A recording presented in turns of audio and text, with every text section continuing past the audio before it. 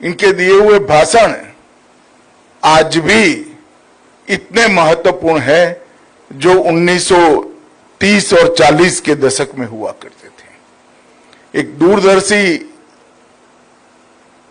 व्यक्तित्व जब 4-5 दशक तक एक संस्था के साथ बंद कर शिस्तबद्ध तरीके से काम करता है तो बहुत अच्छे परिणाम आते हैं। पूजनीय गुरु जी का जीवन उसी का बहुत बड़ा उदाहरण है। मित्रों, यहां पर जब मैं आया हूं तब अभी आज वृक्षारोपण का कार्यक्रम हुआ। मेरे हाथ से अगर के वृक्ष का पौधारोपण यहां पर कराया गया। 2019 से लेकर आज तक हमारे सभी सीएपीएफ ने जवानों ने लगभग 6 करोड़ 40 लाख वृक्षों को लगाने का काम किया है। इस साल हमने थोड़े कम वृक्ष लगाने का निर्णय किया है। इस साल हम 40 लाख से 60 लाख वृक्ष लगाने वाले हैं, परंतु हमने ये तय किया है कि लगाए हुए वृक्षों में से जो वृक्ष बच नहीं पाए वो सबको पुनः लगाने का काम इस वर्ष में हम करने वाले हैं। और अगले साल हम सबका एक सामूहिक संकल्प बनने वाला है कि अगले साल एक ही वर्ष में सीएपीएफ के जवान 2 करोड़ से ज्यादा वृक्षों का लगाने का काम करेंगे और पर्यावरण की और देश की सेवा करेंगे। आज विश्व पर्यावरण दिन है। हम सब जानते हैं कि विकास की अंधी दौड़ ने पर्यावरण को बहुत बड़ी क्षति पहुंचाई है। प्रकृति का दोहन करने की जगह प्रकृति का शोषण करने की वृत्ति ने, ये मानवीय स्वभाव ने पूरी पृथ्वी को खतरे में डाला है। पृथ्वी का तापमान के बदलने के कारण जलवायु परिवर्तन और ओजोन के लेयर के बीच में पड़े बड़े बड़े छिद्र ये पृथ्वी को जीने लायक नहीं छोड़ेंगे अगर हम आज जागरूक होकर इसकी क्षति की परिपूर्ति की दिशा में काम नहीं करते।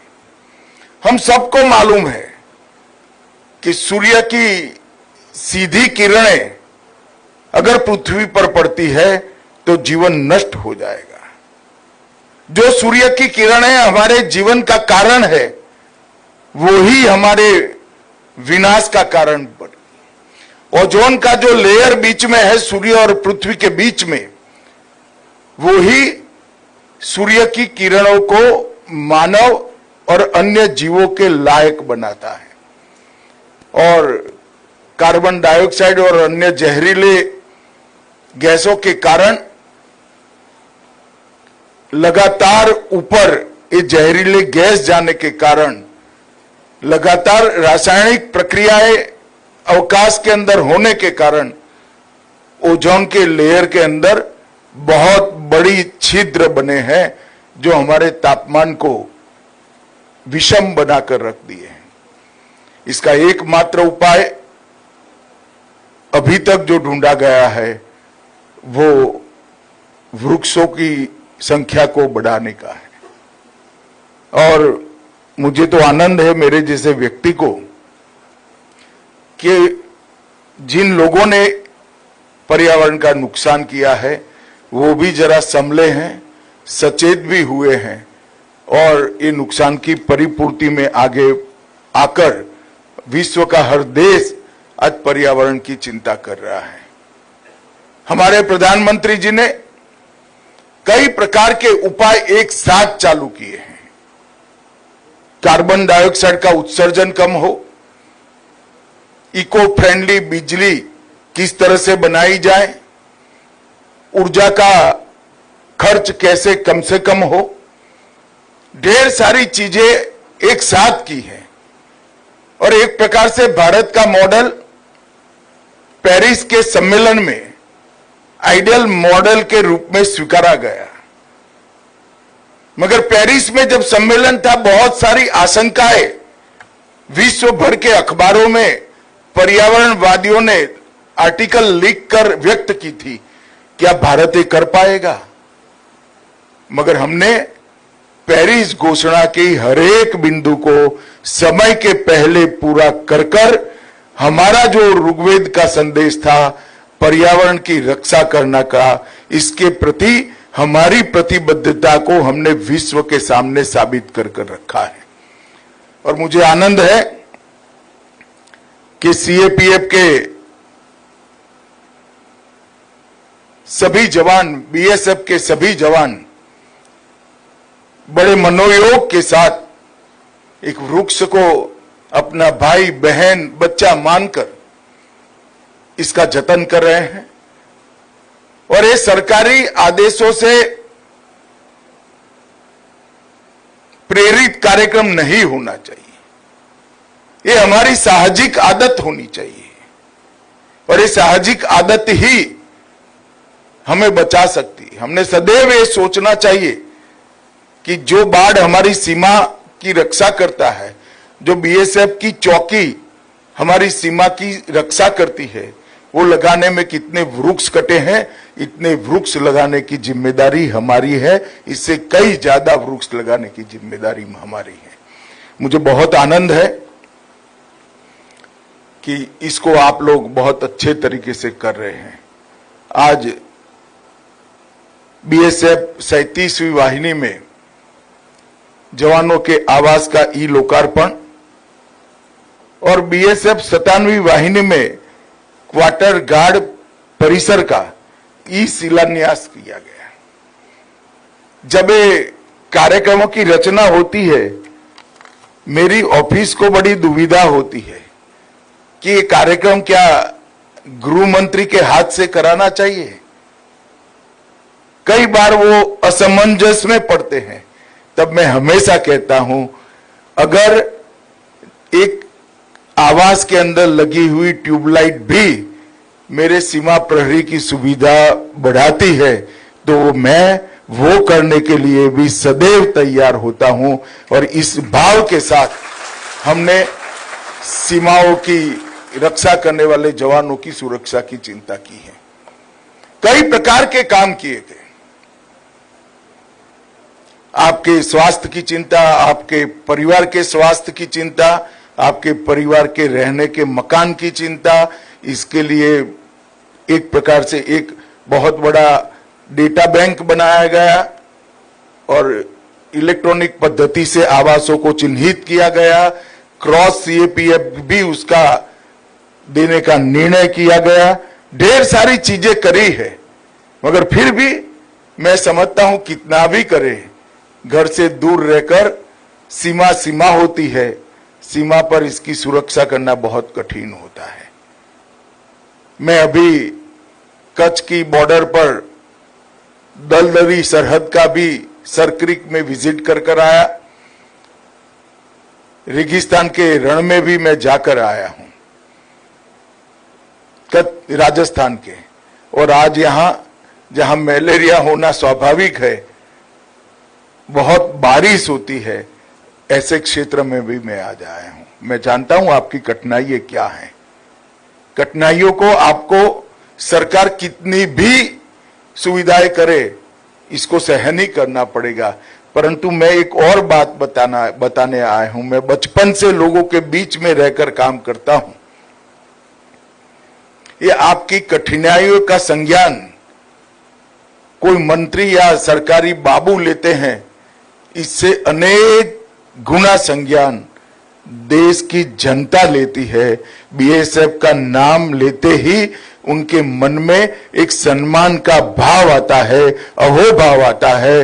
वो बताता है कि आपकी कठिनाइयों को देश की जनता देख भी रही है, महसूस भी कर रही है, और आपके तप, त्याग और एक प्रकार के समर्पण को एक्नॉलेज भी कर रही है।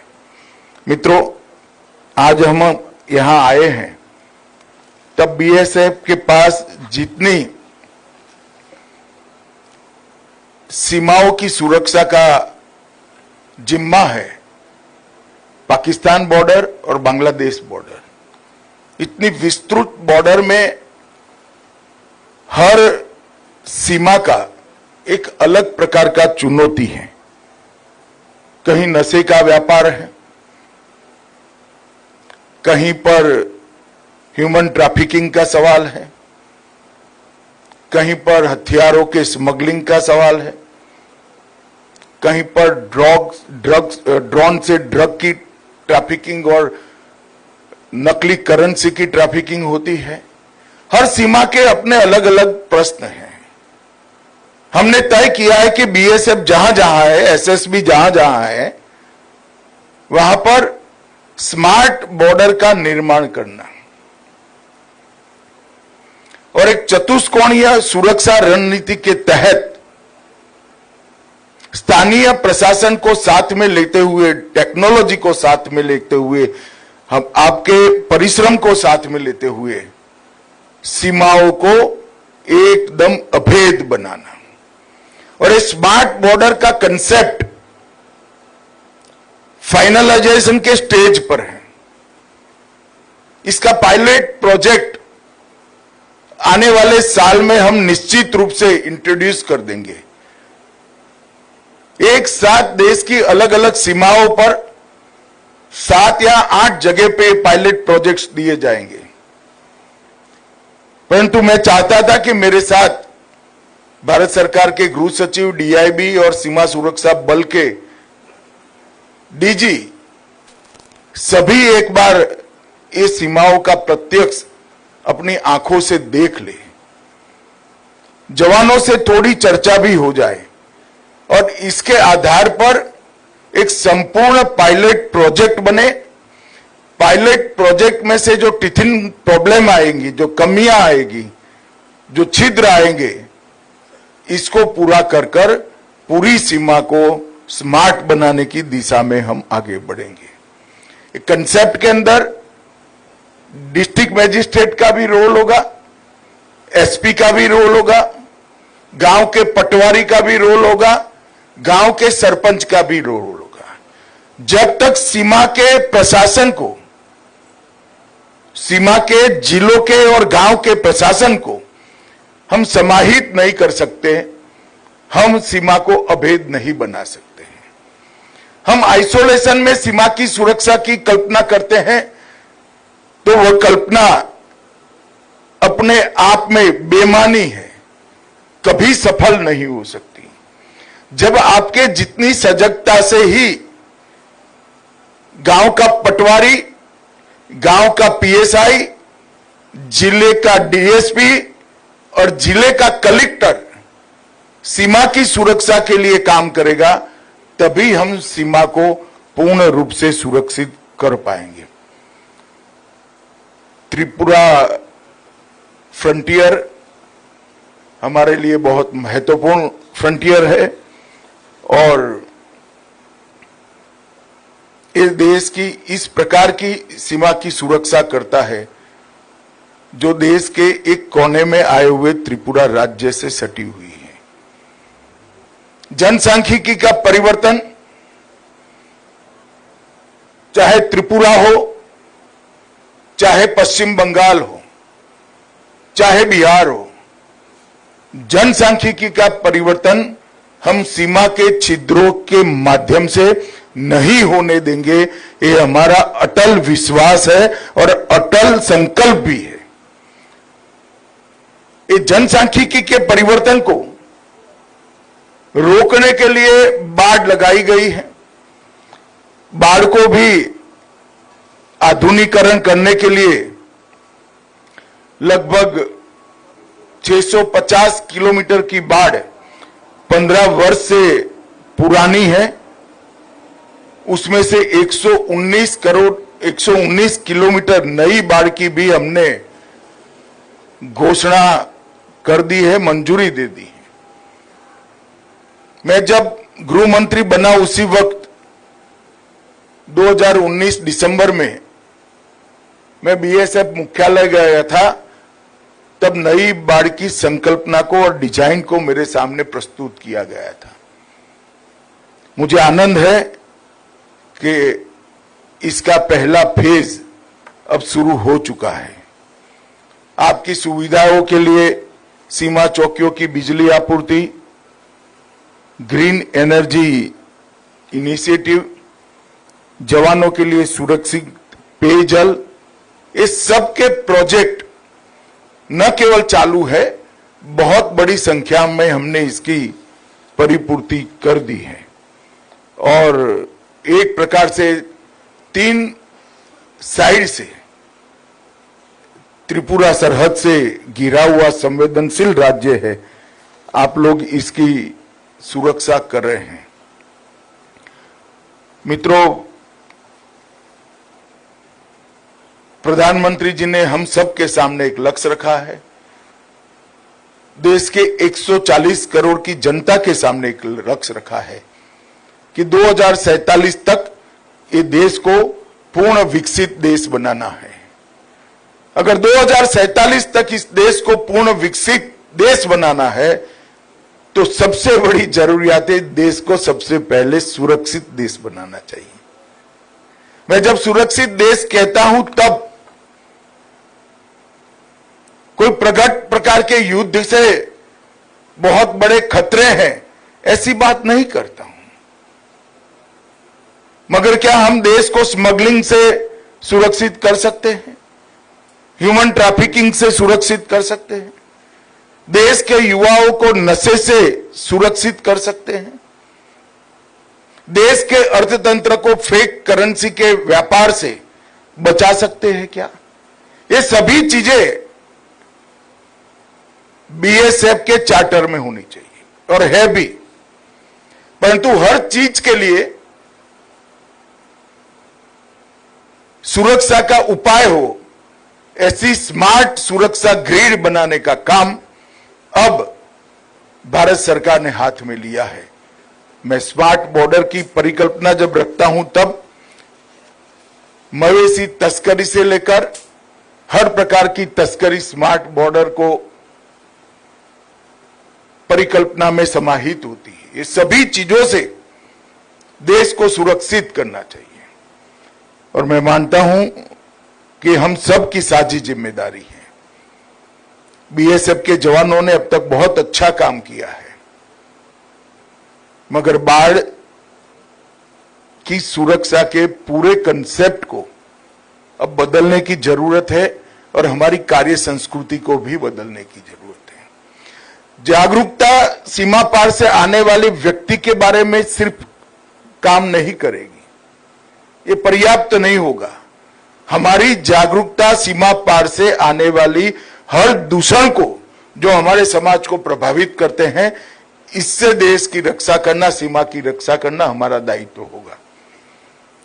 तो सीमा सुरक्षा का स्मार्ट फेंसिंग का कंसेप्ट और चतुष्कोणीय सुरक्षा ग्रिड का कंसेप्ट, ये आने वाले दिनों में सीमा की सुरक्षा करने वाले हर सीएपीएफ का, चाहे आईटीबीपी हो, चाहे एसएसबी हो, चाहे असम राइफल हो, चाहे बीएसएफ हो, उसका एक कार्य संस्कृति बने, इसके लिए हमने शुरुआत की है। और उसी के एक हिस्से के रूप में आज मेरी लंका मुरा की चौकी पर आप लोगों से बातचीत हो रही है। मित्रों, मेरी अनंत अनंत शुभकामनाएं आप लोगों के साथ है। मैं हर बार जब बीएसएफ के कार्यक्रम में जाता हूं तब कहता हूं, पूरा देश की जनता और विशेषकर भारत का गृह मंत्री रात को सो पाता है क्योंकि आप बॉर्डर पर रात को जगकर हमारे देश की सुरक्षा कर रहे हैं और ये बहुत बड़ा आपका काम है। इसको बड़ी देश की जनता बड़े सम्मान के साथ देखती है। भारत सरकार का गृह मंत्रालय भी इस स्पिरिट को और आपकी कठिनाइयों को बहुत अच्छे तरीके से समझते हैं। फिर से एक बार सभी को मेरी बहुत बहुत शुभकामनाएं। वंदे मातरम।